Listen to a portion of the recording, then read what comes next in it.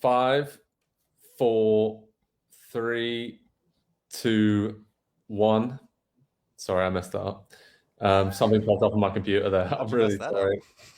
I'm really sorry. Someone popped up on my computer that was about to beep and I had to get rid of it. Okay. All right, we're good. Hello, everyone, and welcome to the latest Pro Soccer Talk. I'm your host, Joe Prince-Wright, over here in England. Delighted to say I'm joined by Nick Mendola in Buffalo, New York, and Andy Edwards in Kansas City. Lads, second week of the Premier League season's in the books. There's a lot going on in the transfer window. Andy, firstly to you, how's your week been? It's been pretty crazy, huh? It has. We keep getting these really, really big top six, or big six, I guess we'll call them, since they're not the top six teams from the last couple seasons. We keep getting these big matchups of the big teams in the Premier League early in the season, and I'm really enjoying it because we get kind of a starting point for what the season is really going to be. Test yourself against one of the other title contenders and see where you're at, see where the other team is at. And so I think we've gotten a pretty good idea from these first couple weeks. Chelsea, their stock was high already. I think it's even higher. Arsenal, their stock was pretty low to start the season. It's even lower than it was then. I have to say, I was at the Emirates Stadium for that resounding win for Chelsea against Arsenal, and at the end of the game, around the press box, one Arsenal fan walked past us and said, "Hey guys, right, it wasn't that bad. It wasn't that bad. We had our moments." And then another group of Arsenal fans was sat in front, kind of berating the players warming down, and they said to him, "Are you a season ticket holder? Give your season ticket back. What about that wasn't bad?" And they were arguing amongst themselves. There was a lot of verbals going on. Yeah, the atmosphere was not good amongst the home supporters at the Emirates, and we are one home game into the season. So I feel like it's going to be a long, hard season for Arsenal and Mikel Arteta. But Nick, how are you, my friend? How are things in Buffalo? They're great. I love the kind of mixture of, if you're a good team and you play a good team and you win and your season started off well, there's no semblance of, oh, it's early. You're full on, full throttle. We're going for the title. And if you're a good team that's lost or not had the results you want, it's early days. We're going to be fine. It's not 6 points lost. No way. So that's the thing I find very difficult to go through. And I think it's always fun because of the Twitter sphere and social media. You get to live out all of these experiences from 20 teams at once. Yeah, early in the season, there's nothing like having that perspective or a bit of patience with the fan bases and saying, you know what, maybe we should pump the brakes a little bit. Everyone just gets way too carried away on the plus side or on the negative side of things. But gents, let's get carried away and have a beer transatlantically. Cheers to you guys over there. Pleasure as always to catch up. And let's kick off Pro Soccer Talk this week. Okay, first big topic as we review week 2 of the season. My question is, how big of a game changer is Romelu Lukaku for Chelsea? Andy, Lukaku bullied Arsenal. He was brilliant. His hold-up play was excellent. Scored on his second debut for Chelsea. How big of a difference do you think he will have this season for them? Is he the game changer they were looking for? Yeah, even bigger than we thought. And we thought it was already going to be a pretty big deal when they signed him to be the one missing piece in the one position that they didn't have last season. Probably the difference between them being, just sneaking into the top 4 in the last couple games of the season and comfortably finishing in the top 4, and maybe even a season ago challenging for the Premier League title. Timo Werner had his struggles in season 1, and so Chelsea did what Chelsea do. If they bring in someone, even if they cost 50, 60 million and they don't perform right away, they will not hesitate to replace you. He's not a complete write-off at this point. He's going to have a place in the team this year, and he will contribute in a number of different ways, but it's not going to be as the main man. That role has gone to Romelu Lukaku, and so much of the player that he is now, it's been incredible to watch his career, because he first came onto the scene in the Champions League with Anderlecht, and he was 17 years old, turning 18, and he signs for Chelsea for a pretty big sum of money for a player at that age. It doesn't work at all. He goes on loan a number of times. He gets transferred out. He comes back to the Premier League. He's at Manchester United. He goes to Italy. He comes back to Chelsea now. He finally scores his first goal for Chelsea, which is pretty incredible, 10 years after he first signed for the club. But the maturity and just the evolution of his game and him as a person that has occurred over these last 10 years, it's really been something to watch. And now he's at this point where you have to put him into the conversation with Harry Kane, Robert Lewandowski, anybody as the best number 9 in the world that's being considered and talked about. Lukaku has to be in there. And so you put that into this Chelsea team that has the structure, it has the experience, it has the pedigree already of winning the UEFA Champions League, and then you put in a player who's ready to achieve similar things himself at the prime years of his career, and it just feels like everything going on with this Chelsea team, the timing is perfect for every individual, the timing is perfect for the squad, for the manager. Everything they have done there feels like it's been building towards this moment this season when they aim to reclaim the Premier League title for the first time in 5 years. So Lukaku is going to do that to a lot of teams this year. He's going to bully center backs all over the place. Arsenal, we talked about him a little bit in the intro. I'm worried for them, but this is so much more about Chelsea and Lukaku in this game. Yeah, it was exceptional. And I had the chance to speak to Thomas Tuchel afterwards in the post-game press conference. And the thing that came to my mind and I asked him about was how he made the likes of Mount and Havertz in this game look even better and brought them to life and created space for them to run into and have goal-scoring opportunities. And Reece James's goal was a perfect example. Lukaku kind of dropping deep, dragging some space around him. Arsenal's midfielders didn't know whether to drop back. The defenders didn't know whether to go with him. They were scared of getting turned. Creates all that uncertainty. Then Mount, Havertz, boom, Reece James scores, and it's aside from his goals for me, it's his all-round link-up play. And yeah, that's what Thomas Tuchel told me. He said we didn't have anyone with his profile last season. And that's scary to think, as you said, Andy. They won the Champions League, the best team in the Premier League in the second half of the season by a long way with that structure and defensive base.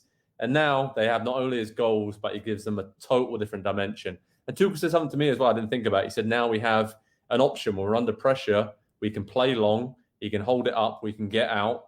And that's something I never really thought about. You think about the attacking ability of Romelu Lukaku, but from a defensive standpoint, he gives Chelsea an outball as well, which they didn't have. So should be even easier for them to keep even more clean sheets, which, yeah, boggles the mind to think about that. So, Nick, my question to you is, have we changed our minds about the title favourite yet? Because I know two of us picked Chelsea to win the title pre-season. One of us did not. On me. Yeah. Yes. On me. The reason I've thought more about it is not because of Lukaku, but because when I was making my predictions, I forgot that Chelsea's kind of had Man City's number. So it's not even necessarily that they've added this key piece. It's that did I overlook a matchup that I think this title is between those two teams, Liverpool having a shot, Man United having a shot. But I do think no matter what, it's a 6-point, they're within 6 points of each other. And if it comes down to head-to-head and Chelsea really does have Man City's number, then yes, I do regret it. But I like Man City a lot. I still think that they have another dimension to offer. The transfer window is not over. If this has scared them into making a move, the reason that I will never, I think I owe a debt of gratitude to Lukaku for this, because I never thought he was bad at Man United. I always thought this was a team that was on the wasn't as good as they were used to, and they were taking it out on their striker. Because if he stayed even another year, not that Martial was bad, are they in the title discussion the next year? Because with the wingers they've had, apologies to when they're playing Dan James, I know it becomes my punching bag on this show, but Lukaku, Sancho, if Pogba's on the other side, they are scoring goal after goal with Bruno in the middle. So I bet there's a lot of regret. I know that Solskjaer kind of went by the idea of, he wanted to go and we weren't going to keep him. And I'm like, you weren't? He hasn't been bad at any team he's been on. It's been a long time since he's been described as anything but a model citizen. And I just wonder if his success doesn't put a little bit more pressure on Man United to get production out of their forwards. So are you changing your mind on the title? No, Man City. I got Man City. Okay. I can see that still. I think as good as Chelsea have been, there is a kind of a little bit of a situation where maybe we're getting slightly ahead of ourselves. Lukaku was very good, yes. But Chelsea, they were great in the second half of last season. Confidence was flowing. They won the Champions League. And I just wonder whether we're getting too high on them too soon in the season. There's a lot of young players there. Yes, Lukaku brings experience. Jorginho, Azpilicueta, Rudiger. Obviously, Mendy's made a big difference in goal. But maybe maybe we're doing Manchester City a disservice because ever since Pep came in, 4 or 5 years now, they have been exceptional, been very consistent, very solid. And maybe, like you said, Nick, this forces them to go for one of the big strikers that is apparently available that we're going to talk about later on in the show with the transfer news. Maybe that does force them over the edge and say, we need to do something here because Chelsea are going to be a problem. And Man City know that. They lost to Chelsea, 3 times at the end of last season in the league, the FA Cup, and the Champions League final. So they know all about the problems that Chelsea can cause, even without Romelu Lukaku, who was absolutely sensational. Andy Edwards, which other players are having a big impact early in the season? Because the other side of Manchester, for Manchester United, there's a couple of players really standing tall there, it feels like. Yeah, certainly. And Paul Pogba delivering in a contract year the way that we have come to expect from Paul Pogba, that we've seen in flashes and moments, it feels like it's a little bit more sustained right now from him. And he's just able to. And I also think there's a huge element of the rest of the team has risen to Paul Pogba's level. And he now has players who can operate and think on the same wavelength as him. I imagine it's, I'll never claim to understand. I imagine it's probably a pretty lonely thing to be the one kind of creative or technical genius like he is in a team, and then everybody else just not quite get it, not quite be able to pull off the things that you do, and you just maybe don't quite understand that. And so I think the rest of the team has risen to his level, and if there is a serious, genuine title contention this season from Manchester United, it's going to be on the back of Paul Pogba scoring 9 goals and 19 assists, putting up Kevin De Bruyne type numbers from a slightly different role, but he's really going to have to provide that production coming from the midfield. We'll see what Edinson Cavani has whenever he's able to come back into the team from international recovery and everything. So there's a lot to like about Manchester United, and Paul Pogba for me is probably the number one thing, because we've been waiting to see this since the day he returned to Manchester United, because we saw it at Juventus, we saw it when the tactical structure was set up perfectly for him, and then he went to United and it wasn't. He was just kind of a piece. Now they've built the team around him just a little bit more, him and Bruno there in the middle. So that's the key to success, I think, for United this season if they're going to challenge for the title. I'm going to go with Virgil van Dijk in terms of players who have really had a huge impact. I mean, watch the 2 Liverpool games. Yes, no disrespect to Norwich and Burnley, but they're games that they are expected to win. And the way that he calms things down. Burnley played pretty well against Liverpool at the start of both of the halves of that game at Anfield. But Van Dijk just appeared from nowhere time and time again to snuff out the danger, to time his tackle or clear a ball of a header, or for the second goal, hit a 50-yard pass all the way across the pitch to pick out Harvey Elliott and get them on the front foot again. So for me, obviously, he's one of the best players in the world, the best centre-back in the world, right up there with the very best to ever play in the Premier League in that position. So it was a question mark about how would he come back after that lengthy knee injury he had. And he has answered all those questions and passed all the tests with flying colours so far. And I think that's huge for Liverpool. We're not really talking about Liverpool as title contenders, and that's probably just the way they like it under Jurgen Klopp. We're all talking about Chelsea, Man City, maybe Man United. But Liverpool have had a really solid start. And let's not forget, they finished last season incredibly well as well. And Salah and Mane had a full summer's rest, and they look very sharp as well. So those superstars there have been really, really good. Nick, any other players for you that have stood tall early in the season, or maybe a few that have flown under the radar and kind of ones to watch and players you've been really impressed with? Well, I don't want to go with under the radar. I do want to just throw Martin Odegaard out there as a player who's going to fix an awful lot of things for Arsenal. That's one of the things. I don't think that'll make them into a contender, but you kind of see the pieces that are missing, right? We saw from Gabriel Jesus with in Man City's game what functional center forward play can mean to that team.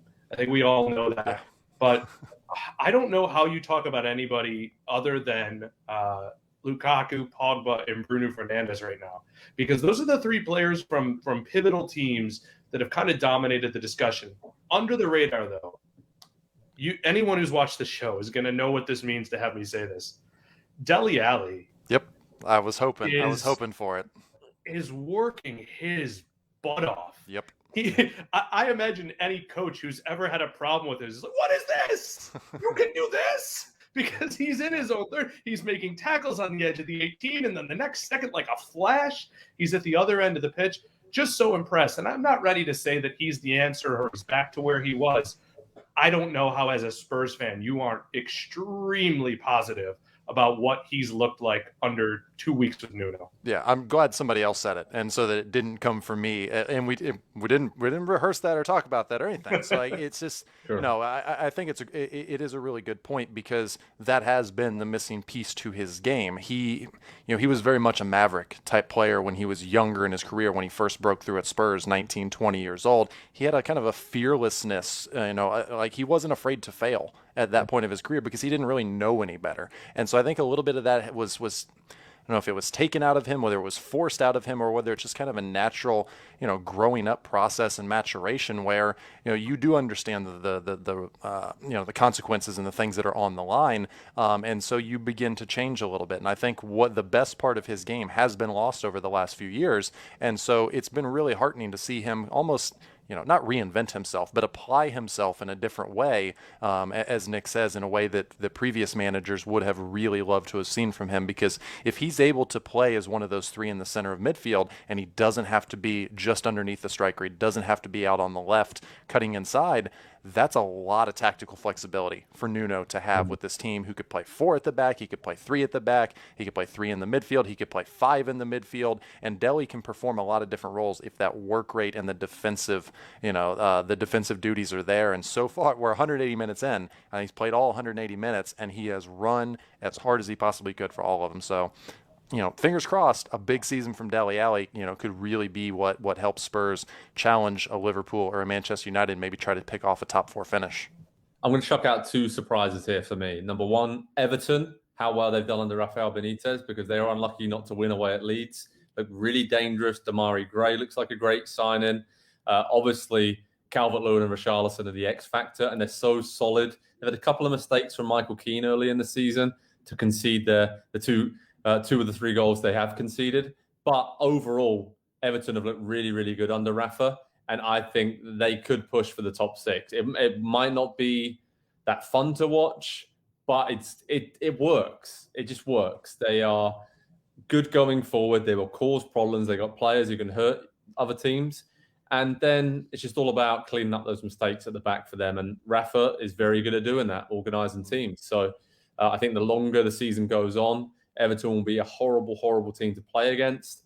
And they're going to win a lot of points at home at Goodison. And the other point, West Ham United. We all know they're good. They haven't bought a lot of players over the summer, but Moisey's doing it. They're top of the league, 2 wins from 2, scored 8 goals. Mikel Antonio became their all-time leading Premier League goal scorer with those, 2 incredible goals against Leicester City. And the celebration was just as good with the cardboard cutout of himself, obviously holding it up. And what a player, what a character, what a lovely bloke. And West Ham, I think you look through that team, and you say that about a lot of their players. They're genuine, hard-working players. You know exactly what you're going to get from them week in, week out. And the only thing with them is in the Europa League group stage this season, can they do that week in, week out? Have they got the players to rotate a few in and out of the team and still stay solid throughout the whole season? I'm not sure if they have, but they've started the season really well. And what I love about them is this is a proper David Moyes team. They sit back, soak up the pressure, hit teams on the counter. When they do that, they make it count. They're clinical, make the right decisions in the final third. So been really impressed with West Ham and Everton. I think it's about time one of those 2 teams really did push hard. Maybe not just for the top 4, but, for the cup competitions or whatever. Maybe they're both in, obviously West Ham are in European competition. Everton want to be there. So I think they have underachieved for a while now, and they're really on the cusp of being 2 tough teams to beat with some very, very good attacking players who can do it week in, week out. All right, gents, a lot going on in the Premier League here at Pro Soccer Talk and NBCSports.com. We'll keep you covered with all the latest news, 10 things we learned, video analysis, recaps, highlights. We have it all over at PST, so make sure to go over to that site. Next point on Pro Soccer Talk this week, gents. Big talking point, of course. 1 week to go in the transfer window. Latest transfer news, there's some big names linked. Cristiano Ronaldo, Kylian Mbappé, Harry Kane. There's talk of all three of those superstars potentially moving on in the last week of the window. The clock is ticking now. I mean, August 31st, 6 p.m. Eastern time. That's the deadline. We've got a special deadline day show on NBC Sports' platform, so look out for that one. But let's start with the Cristiano Ronaldo reports. Nick Mendola didn't start for Juventus in their Serie A opener. Talks of a lot of reports that he wants to move. He has 1 year left on his contract at Juve. Do you think he'll go somewhere now? And where actually could he go? Because it's late in the window, and as we know, he earns a lot of money, and a lot of teams probably cannot afford him right now. So I saw a report yesterday that only one team could get him, and I think the answer is really two. The first one is the only team that could afford him really right now would be Man City. That they have the opening and the understanding to get him, and that he would be okay to go there. The thing that flipped the script for me, though, is realizing that if Kylian Mbappe goes to Real Madrid and for an incredible price tag, then guess who can afford him? PSG. Now, I am almost rooting for Man City, and I'll tell you why. I think Ronaldo is beloved by three groups of supporters, maybe a little bit Juventus right now. And I'm talking the big European leagues, because obviously Sporting Lisbon, they love him. Real Madrid and Manchester United. He's still held up as one of their own. If he were to go to Man City, he'd be chopping one of those right off. And he's so close to just being only liked by Real Madrid. I think that is probably the answer, though, is PSG is really the only option that really makes any amount of sense, and only if they sell Mbappe. I don't mean to divert us here, Joe. I still love the idea of, I told you this in May, Lewandowski winding up at Man City. I really want it. I think he's the perfect fit. That would be interesting. Andy, I mean, what's your take on this Ronaldo, potentially Kylian Mbappe situation? Because Mbappe's out of contract to PSG next summer. So they run the risk of, if they wait until January, he can agree with a non-French team to sign a pre-contract and leave for absolutely nothing, which is incredible to think about. So maybe they might move on Mbappe, right? And late in the window to try and at least get some kind of transfer fee for him. And maybe that's why they signed Messi all along, because they knew they might not be able to keep Mbappe.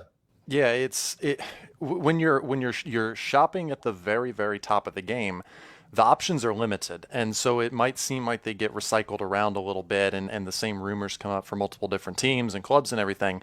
I find it just really interesting that right now, pick the top 10 best players in the world, 5 or 6, maybe 7 of them are either have already moved this summer or are heavily linked and rumored to be in the process of trying to engineer a move right now. It's been so long since these players at the very top of the game, I'm talking Messi and Ronaldo for a number of years, Xavi and Iniesta when they were at the very, very height of their game, and anybody that has tried to challenge those two at the top, they were untouchable for years and years and years, and suddenly they've reached an age where they're available and they begin to start to move around and flow through the transfer market just a little bit. So I would imagine, I don't see how Mbappe can finish the season at PSG. I don't see how they can not get something for a player of that age and that talent, knowing that he will leave for free probably in a year's time. So I would expect to see him move. That does then open the door for Ronaldo to go to PSG. I don't think it's a great fit, just from a personality perspective. When you have that many, it would be fun to watch. It would be a great reality TV show. But if the objective is to go out and win football matches, I don't know that all of those personalities together is going to be the best way to achieve that. But didn't somebody here, was it one of you two, I think, back in the spring or so, mentioned Ronaldo, Messi joining up at the same place, and maybe that place being PSG? Was that you, Nick? It was. Okay. Well, we're one move away from that actually happening, as crazy as that sounded at the time. Wow.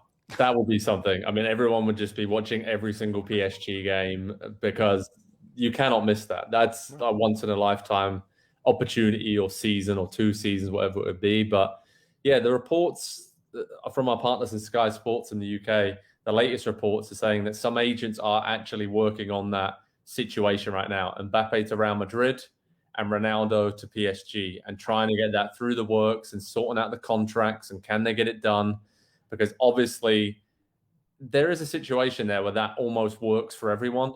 But again, I'm not sure how PSG can actually do that, but they definitely will find a way with the players they brought in this summer is Wijnaldum, Ramos, Hakimi, Donnarumma, Messi, and now potentially Ronaldo. I mean, that goes down as just one of the greatest teams of all time and one of the greatest transfer window of all time if they can actually pull that off. But Manchester City would make some sense, but I just don't know if I see that happening with his connections to Manchester United, and also just the fact that I think Pep quite likes playing with 6 attacking midfielders rather than a striker. He sees it as a challenge, and the way that he actually wants to play football is with more attacking midfielders running around. And I don't think he really cares if he doesn't have a forward, but he's not going to turn down having Cristiano Ronaldo or Harry Kane, who we're going to talk about a little bit as well in the end of this segment. But Nick Mendola, to change gears a little bit,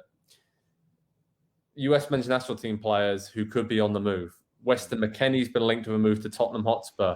I've got some information on this. I've been told by sources close to McKennie that he's very happy at Juventus right now. So that is the situation where he's coming from. But the latest reports are suggesting that Tanguy Ndombele at Tottenham is not happy. He wants to leave.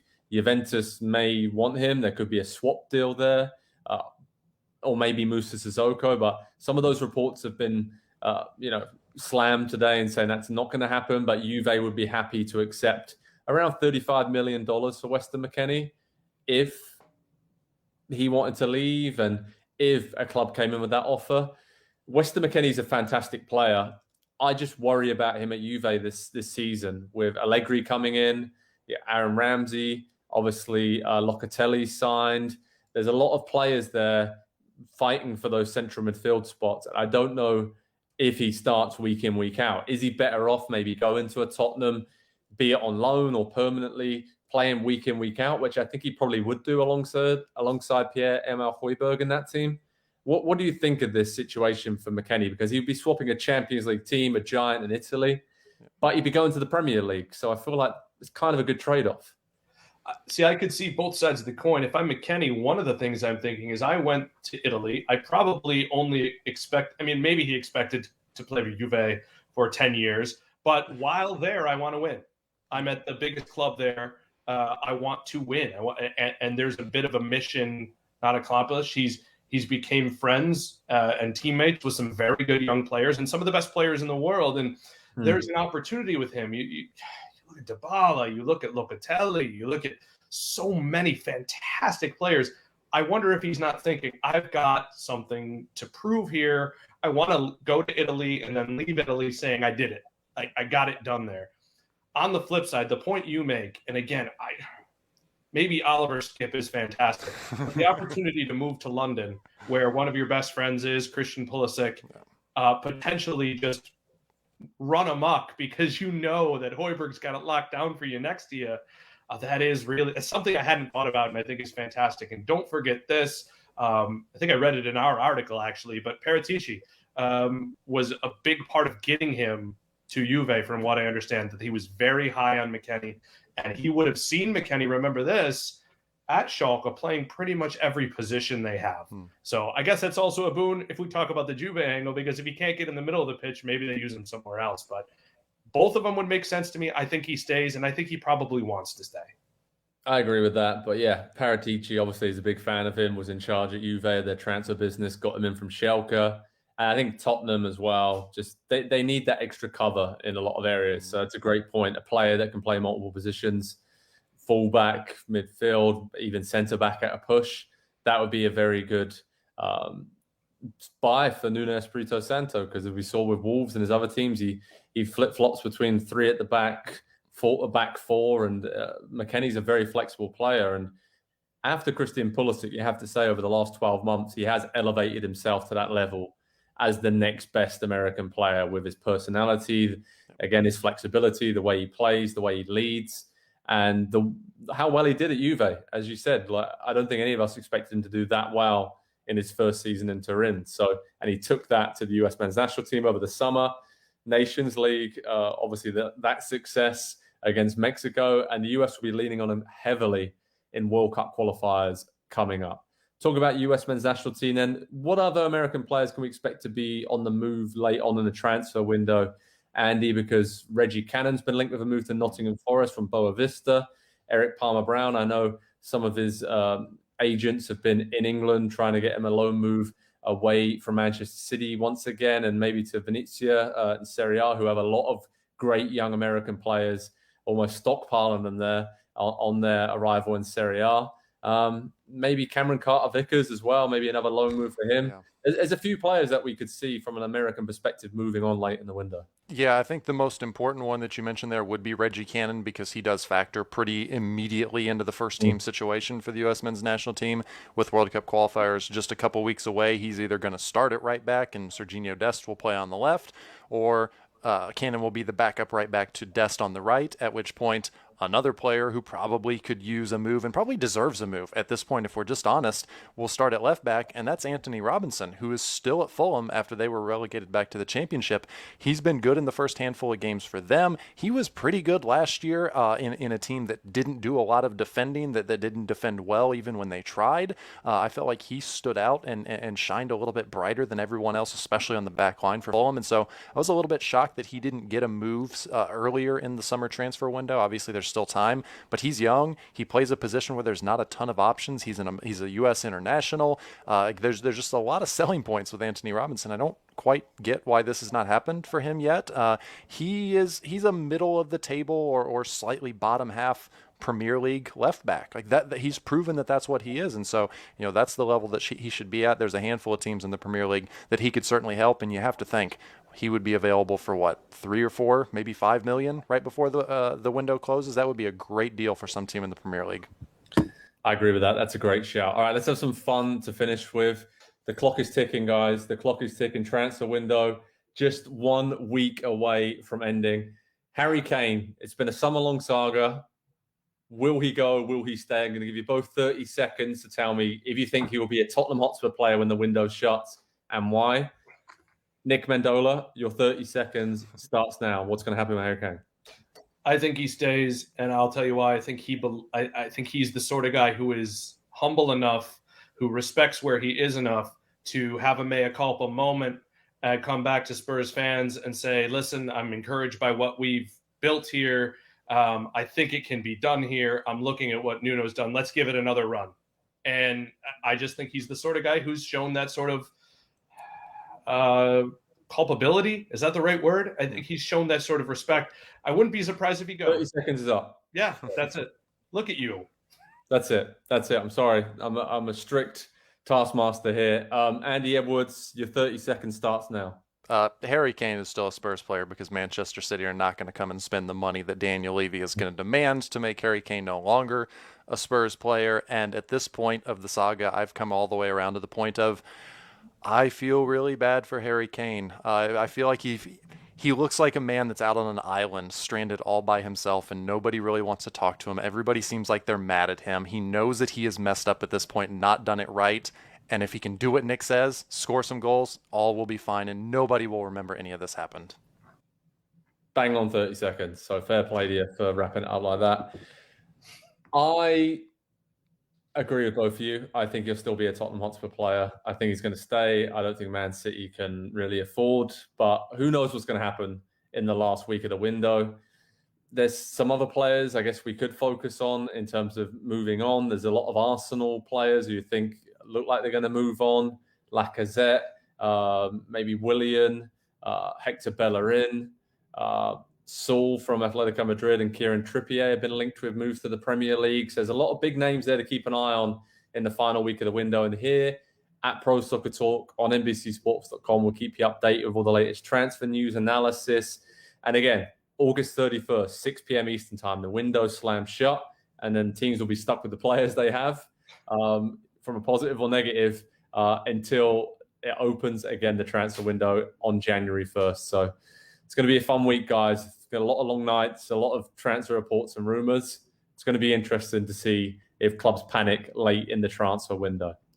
Okay, let's focus on Premier League Week 3. The season's been very good so far. Let's preview some of the big games coming up this weekend. Let's start with Manchester City against Arsenal. Nick Mendola, big game. Pep Guardiola against Mikel Arteta, the master against the apprentice. Obviously, City have had a pretty decent start to the season after that win against Norwich, kind of starting to look like themselves again. Arsenal had been terrible, had a lot of problems, 9 players out through COVID and injuries, and Arteta is looking pretty glum right now, and there's a lot of pressure on him. What are you looking at going into this game at the Etihad Stadium this weekend? Do you remember when, I know you do, when Frank Lampard left Chelsea, and perhaps a lot of people thought he was due to leave Chelsea because he wasn't playing his best guys?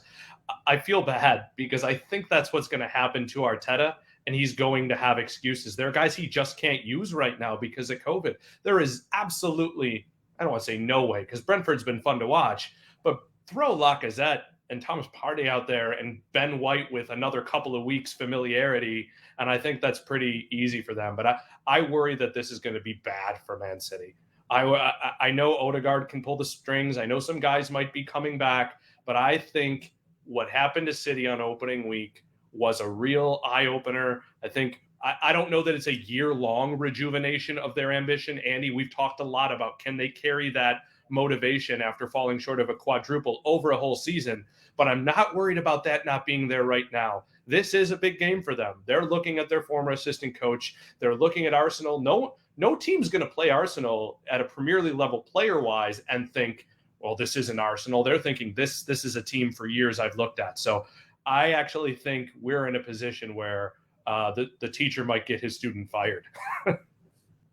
Wow. I mean, I actually think Arsenal, with kind of a siege mentality around them right now, who knows Guardiola as well as Mikel Arteta knows him better than anybody else. That's what I'm trying to say. He knows his tactics. They played pretty well against Man City, obviously in the FA Cup and just other league games. It's been tighter than you would think. And something about this game just sticks out, that this is a good time to play Manchester City. Norwich were just totally blown away over a couple of periods of that game by Manchester City, which they can do to teams.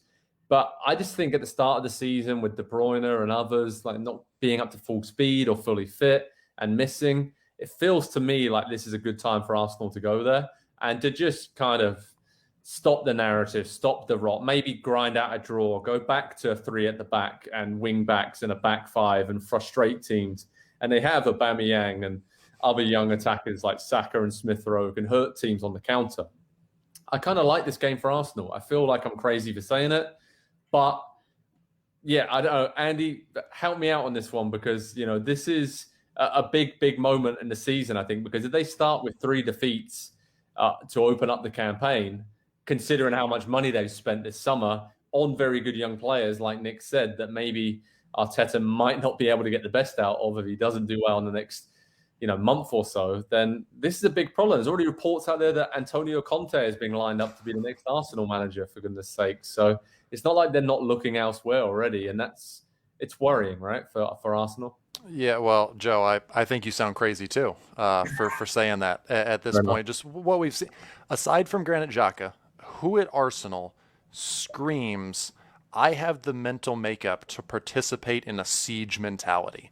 Who has, the word that has always come to my mind with Arsenal in recent years, and this is just an honest assessment from the outside, and I would say it about Spurs, I would say it about any team, backbone. They have lacked a backbone for a long time. A lot of years into the end of Wenger's time at Arsenal, they lacked a backbone. They had a lot of nice players who could do a lot of nice things, and they wore really nice kits, and they always looked really cool on the field and on Instagram, and it's just never been there when it has come down time to really fight for it. And that's what this game is going to be against Manchester City. That's what this game needs to be for Arsenal, because these players, if they are going to save Mikel Arteta's job, they have to show up and put a performance in this weekend. If they do not, he might not get fired this week, but what will result from 3 losses to start the season, the drop in morale, the lack of availability of certain players already this season. It's just so many things adding up already. It feels like Arsenal has gone through a season's worth of drama and tests already. We're 2 weeks into the season, and this is where they're at. It's like it's like this last season never stopped. It's like the fans never, weren't allowed into the stadiums. Nothing has changed with Arsenal in years and years and years, and this is just the slow, I feel like, continued downward fall of that club, to the point where I see them coming up against any of the other big teams in the Premier League, and I don't even give a thought to, well, maybe Arsenal could take something from this game. And I know I'm wrong for that, because they've done it a few times in the last couple of years, but it's just it feels almost hopeless at this point when you think about Arsenal. At least it does to me. Wow, Manchester City Arsenal is going to be a big one, and Arsenal are up against it. Let's see if they can stand tall, or if Man City can blow them away. It seems like it's going to be the latter, but who knows? This is the Premier League. Arsenal got some big name players. I think it's about time they all stood tall and kind of stepped up and fought for Mikel Arteta. And maybe that is the big problem long term for the Gunners. Next game we're going to focus on is West Ham against Crystal Palace. West Ham, top of the league, 2 wins from 2. Palace got 1 point on the board. Patrick Vieira's side looked a bit better against Brentford, but I am worried about them. Defensively, they look solid enough. But going forward, the way they play now, they're a bit slower, possession-based under Patrick Vieira. I think that kind of plays into the hands of opposing teams. Wilfried Zaha is a wonderful player, but they're not playing to his strengths on the counter, so I worry about how they can score goals, because that was their main game plan under Roy Hodgson the last few years. So it's going to be interesting to see how that develops with Patrick Vieira. Still early days, did a lot of great work at New York City FC and MLS, and then with Nice in Liga as well, with good young players. And Conor Gallagher was excellent last week. They've got some good players there, especially defensively they brought in. They needed to obviously change the squad around a lot. So Palace are one of the most interesting teams in the Premier League for me, because we just really don't know which way this is going to go. As for West Ham United, solid, predictable, very, very good team under David Moyes. We said it earlier in the show. Mikel Antonio is scoring goals galore. Ben Rama looks brilliant in his second season in the Premier League. Fornals, Declan Rice, Souček. If they can stay fully fit and somehow have this very small squad navigate Thursday, Sunday with the Europa League group stage, then they are going to be in for a very, very good season at the London Stadium. And by the way, the fans are on board. Incredible atmosphere against Leicester City. Compared to the negativity at that stadium over the last few seasons since they moved there from Upton Park, it was really nice to see them create a bit of a fortress there. And maybe that will just help them push into the top 6 again this season. So West Ham have hardly bought anyone, but they haven't lost Declan Rice. So that was a very good summer for them in the transfer window. Andy Edwards, Newcastle United against Southampton. When we spoke earlier this week as a group, you said this is a very interesting game for both of these teams. Nick and I have our hearts involved in both of these teams. Can you please explain why this is interesting and what you're looking forward to in this game? Yeah, I'll set the stage, and I'll let you two bring it home and have at it afterwards. We just need to see something from either one of these teams in this game, and I know Southampton got a good point against Manchester United over the weekend. They defended hard for quite a while. They had a lead. They gave it up late, but they were able to hold on and get that result. Newcastle, a decent result to start the season last weekend. It's just, what is the next logical step in the progression of these teams? Is there a next logical step in the progression of these teams, or are we simply looking at what these teams are going to be for the entirety of the season? Because if we are looking at the final product for these two teams, we're looking at two teams that are going to finish somewhere in the bottom 4 spots in the Premier League. They might not both get relegated. One of them's going to get relegated. The other one's probably going to just barely survive. Like, that is the reality of this matchup, and we've had a couple of these games already early in the season. We had Brighton-Watford last weekend, which was a comfortable win for Brighton. I think Watford will probably separate themselves as one of the worst teams, but these two could easily join them if just a couple of breaks go against them over the course of the season. And as we've seen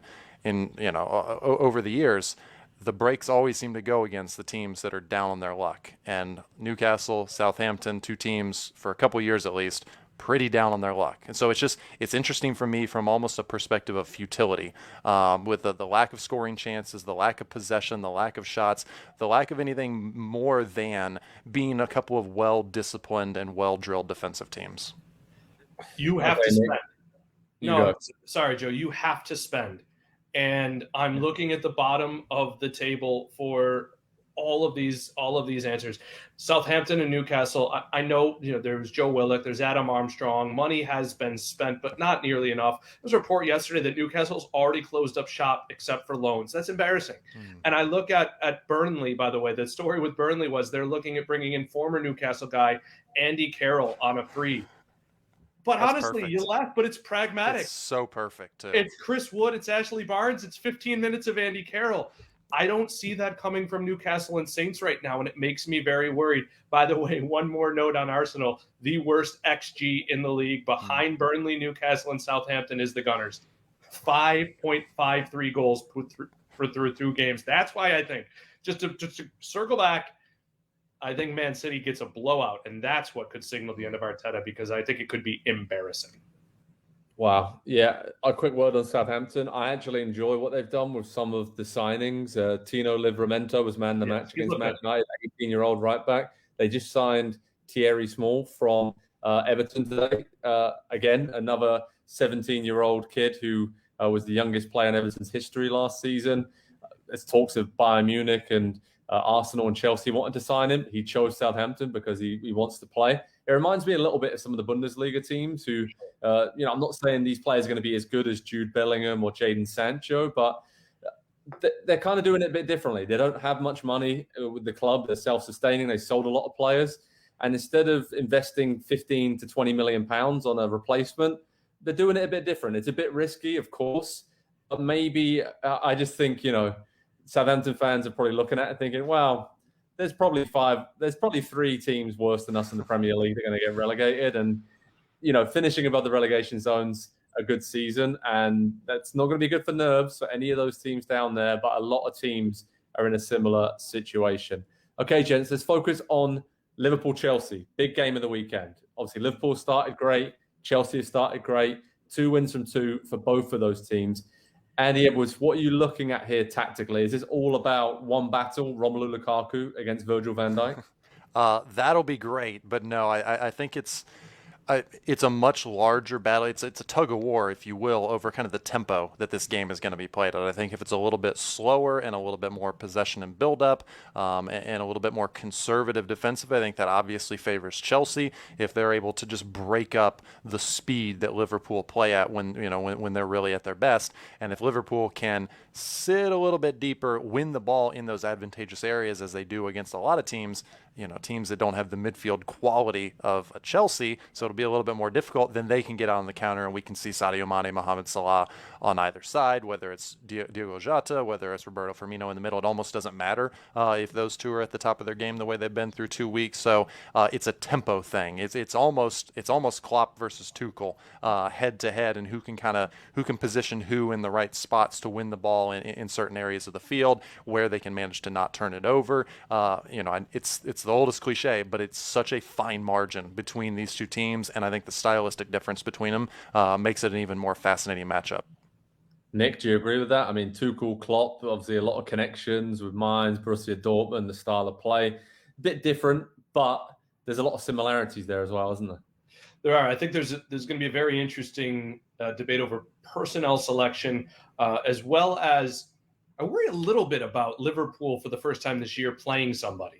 And with all due respect to Burnley and Norwich, there's a jump here. So that's one of the things that I'm concerned about. But the other thing is, I like that the key pieces here, in my mind, or the X factors, if you will, are right backs. Are you going to play Reece James, Trent Alexander-Arnold? Because this may be a situation where two of the most dangerous men you could play at right back are also two of the most dangerous men that teams target in terms of going the other way. Yeah. So I think this could just be one of those games that over the course of 90 minutes, it has phases, it has directions handed in on little pieces of paper that change how the way they're looking. These are two of the most brilliant minds we've seen in the last decade, and I couldn't be more signed up for this game, Joe.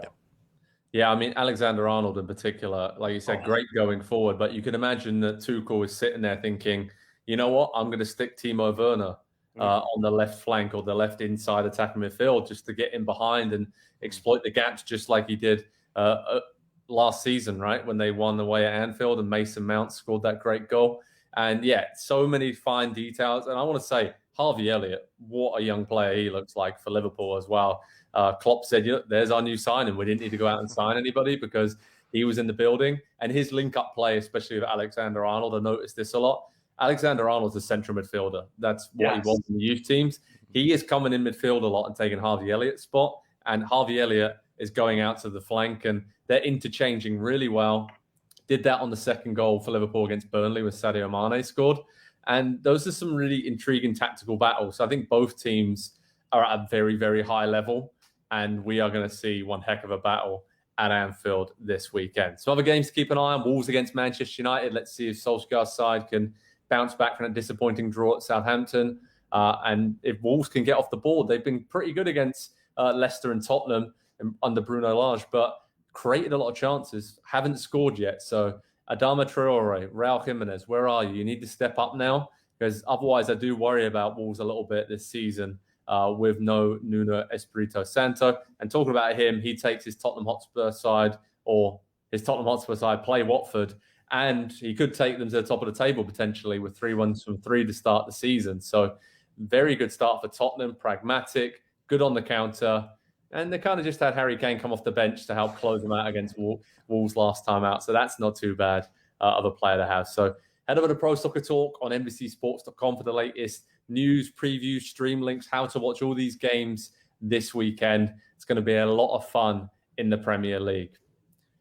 Focusing on some breaking news in the Premier League, in the last few moments, the Premier League's released a statement saying that Premier League clubs have reluctantly but unanimously decided not to release players for international matches played in red list countries in September. So, gents, to describe what this is all about, over here in the UK, there are certain countries on a red list, an amber list, and green list. Green is good. You can travel there without quarantining. Amber, there's some restrictions. And red, you cannot do that. You have to come back in and quarantine in a hotel. You and I would have to pay thousands of pounds to do that. And there are no exemptions for these players traveling to Argentina, Brazil, Egypt for all World Cup qualifiers in September. So the Premier League goes on to say in their statement that they strongly support this decision from the clubs, and it will apply to nearly 60 players from 19 Premier League teams who are due to travel to 26 red list countries in the September international window.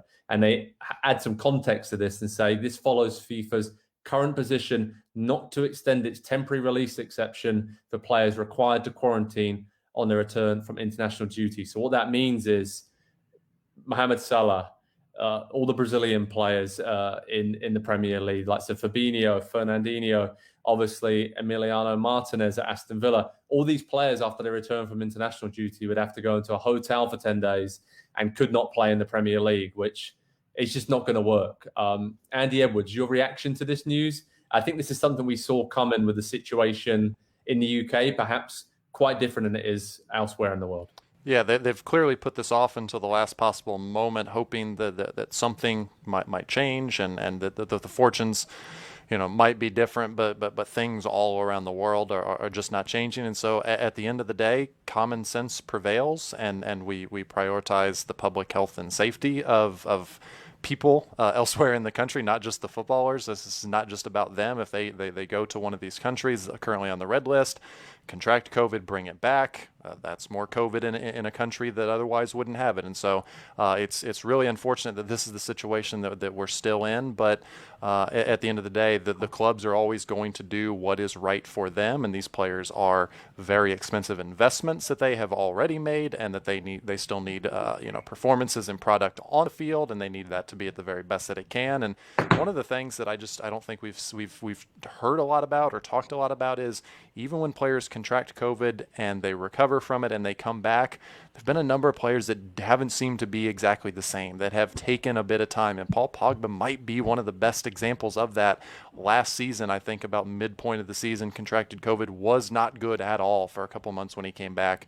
And then towards the tail end of the season, really looked to start flourishing, and we see what he's done to start this season. So it's just, it's going to continue to affect this. And so my question will be is, are any of these games going to be able to be rescheduled internationally? You wouldn't imagine so, because the windows are pretty much set with FIFA. There's only so many opportunities to get these games in between now and the World Cup. So opportunities, I guess, for players that wouldn't have otherwise expected to be thrown into the start of World Cup qualifying. And I have to say, there's some big implications, especially in the CONCACAF region here, because Mexico, Costa Rica is on the red list for the UK. So Raul Jimenez, as it stands, will not be able to play for Mexico in these huge World Cup qualifiers. And as you said, Andy, Brazil, Argentina, they're going to be missing a lot of big players in South America for World Cup qualifiers as well. So this, Nick, is something that we said is quite predictable. Obviously, the summer tournaments were different because players were away with their teams all summer. They could quarantine when they on arrival to wherever the camp was or wherever the tournaments were, and spend all summer with those teams with protocols and everything else in place. But it is kind of concerning looking ahead to the fall in September, October, November. It may not be a different situation unless FIFA, like Andy says, finds some dates from somewhere, which doesn't look like they can, or governments or some kind of other exemptions are put in place. And that was another part of the statement. The FA said, and the Premier League said they were working with the FA and the British government to try and get an exemption for these players. But because of all the problems it could cause, they can't do that. So we're going to be talking about this, I think, for the next few months at the very least. Joe, we know from past experience that when people head inside, the numbers tend to go up. Panama, USA is October 10th. That's Christian Pulisic and Josh Sargent unavailable to the U.S. for that game. This is a big deal. Zach Steffen, this is a big deal because I don't think the numbers are going to go down. Now, what the UK views as red list, green list. Now, the one thing that really kind of tripped me up, and I don't want to go in a weird direction here, but that second game, right? So Mohamed Salah was not going to be allowed to go to Egypt, but they said perhaps, the Gabon game would be fine. Well, those players are coming from Egypt. So this becomes extremely tricky. Yep. I'm very worried. And really, it's going to be about everyone across the world following pandemic guidelines and trying to keep each other safe. And have we seen that that's reasonable to expect? I don't think so. And even here in the Premier League, players, the very, very low number of players and staff are testing positive, but it's still happening. Christian Pulisic obviously tested positive recently for Chelsea. Been missing for them. There's some concern about whether he will be included in the squad and what his fitness status is. As Andy said, will he recover? Will he come back anytime soon for Chelsea? So we'll have to wait and see. It's a developing situation. But yeah, the latest breaking news from the Premier League is that reluctantly players who are playing in red list countries during the upcoming international break will not be released, will not be allowed to travel for these huge World Cup qualifiers and other games. So, gents, thanks for joining me for Pro Soccer Talk this week. We've covered a lot there, transfer news, wrapping up the action, looking ahead to next week, and some breaking news as well. So I think we should all go and grab another beer after this. And I look forward to chatting with you soon and enjoying the Premier League action this weekend. Take care. Thanks, everyone, for watching. Speak to you soon.